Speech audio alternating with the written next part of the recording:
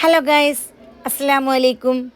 അപ്പോൾ ഇന്ന് ഒരു ചിക്കൻ കൊണ്ട് എളുപ്പത്തിൽ ഉണ്ടാക്കാൻ പറ്റുന്ന ഒരു കറി റെസിപ്പിയാണ് നിങ്ങൾക്ക് ഷെയർ ചെയ്യുന്നത്. കൂടുതൽ ഇൻഗ്രീഡിയൻസ് ഒന്നും ഇല്ലാണ്ട് വളരെ ടേസ്റ്റി ആയിട്ട് പെപ്പർ ചിക്കൻ എങ്ങനെ റെസ്റ്റോറൻറ്റ് സ്റ്റൈലിൽ ഉണ്ടാക്കാം എന്നാണ് ഇന്ന് ഞാൻ നിങ്ങൾക്ക് ഷെയർ ചെയ്യുന്നത്.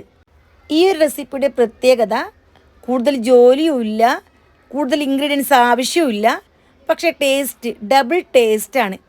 അപ്പം നമുക്ക് എങ്ങനെ ഉണ്ടാക്കുന്നതെന്ന് നോക്കാം. ഇതിന് വേണ്ടി ഒരു പാൻ ചൂടാക്കി ഞാൻ ഇതിലേക്ക് 1 ടീസ്പൂൺ ചെറിയ ജീരകം, 1/2 ടീസ്പൂൺ വലിയ ജീരകം, 2 ടേബിൾ സ്പൂൺ പെപ്പർ, മുഴുവനായിട്ടുള്ള പെപ്പറാണ് ഞാൻ ഇവിടെ ഇട്ടിട്ടുള്ളത്. ഇനി നമുക്ക് മീഡിയം തീയിൽ ഒരു 2 മിനിറ്റ് ഇതൊന്ന് മൂപ്പിച്ച് റോസ്റ്റാക്കി എടുക്കണം. ഇനി ഇത് നമുക്ക് പൊടിച്ചെടുക്കാം. ഇനി ഒരു പാൻ ചൂടാക്കി ഇതിലേക്ക് 2 ടേബിൾ സ്പൂൺ ഓയിൽ ഒഴിച്ചു കൊടുക്കണം. ഓയിൽ ചൂടായാൽ 1/2 ടീസ്പൂൺ പെരുംജീരകം, 2 സവാള ഇത്രയും ചേർത്തിട്ട് നന്നായിട്ടൊന്ന് വഴറ്റിയെടുക്കാം. അപ്പോൾ ഞാൻ ഇതിലേക്ക് ചിക്കൻ ഫ്രൈ ചെയ്ത ഓയിലാണ് ചേർത്ത് കൊടുത്തിട്ടുള്ളത്.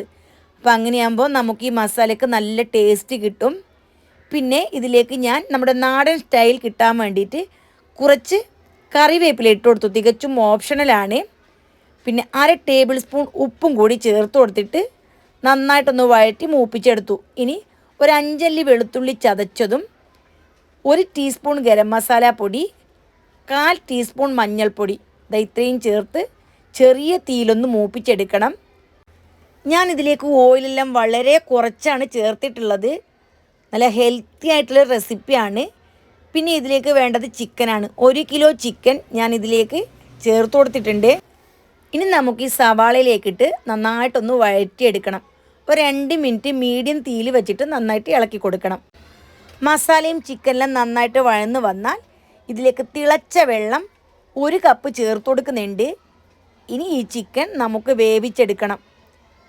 ശ്രദ്ധിക്കണം, തിളച്ച വെള്ളം മാത്രമേ ഇതിലേക്ക് ഒഴിച്ചു കൊടുക്കാൻ പാടുള്ളൂ. ഇനി മീഡിയം തീയിൽ ഒരു 15 മിനിറ്റ് നമുക്ക് വേവിച്ചെടുക്കാം.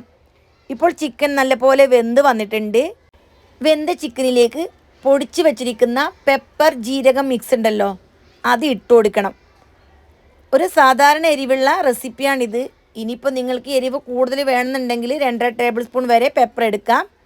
ഇനി നല്ലപോലെ ഇളക്കി ഇതിലേക്ക് 1 ടീസ്പൂൺ വിനേഗറും കൂടി ചേർത്ത് കൊടുത്ത് വീണ്ടും നന്നായിട്ടൊന്ന് മിക്സാക്കി എടുക്കുക.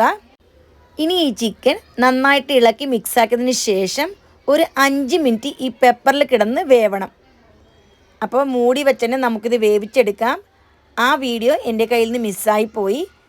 ഇപ്പോൾ നന്നായിട്ട് കുക്കായിട്ട് ഈ മസാലയെല്ലാം പിടിച്ച് വന്നിട്ടുണ്ട്.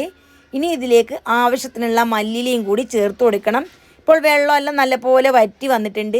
ഇനി വെള്ളം ബാക്കി ഉണ്ടെങ്കിൽ തന്നെ ഫുൾ ഫ്ലെയിമിൽ വെച്ചിട്ട് നല്ലപോലെ ഒന്ന് വറ്റിച്ചെടുത്താൽ മതി.